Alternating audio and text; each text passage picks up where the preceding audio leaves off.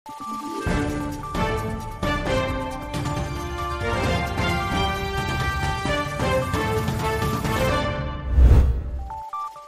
nang natanggap ng Fish Vendors Association ng Bacolod City ang 150,000 pesos na karagdagang puhunan mula sa tanggapan ng pangalawang Pangulo. Ang asosasyon ay ang pinakabagong benepisyaryo ng Magnegosyo Today program mula sa Panay a Negros Island Satellite Office sa Western Visayas. Matapos ang ceremonial turnover sa livelihood grant, sinamahan din sila ng tanggapan ng pangalawang Pangulo sa pamimili ng samut-saring mga isda ng kanilang ilalako. Ang grupo ay may mahigit 100 na mga miyembro.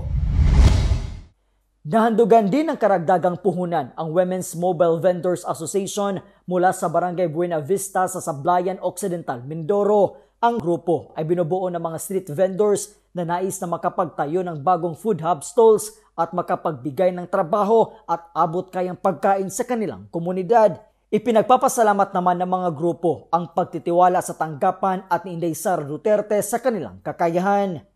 Ako po si Brian Latasa, ang lahat para sa Diyos, Bayan at Pamilyang Pilipino. Valiente News.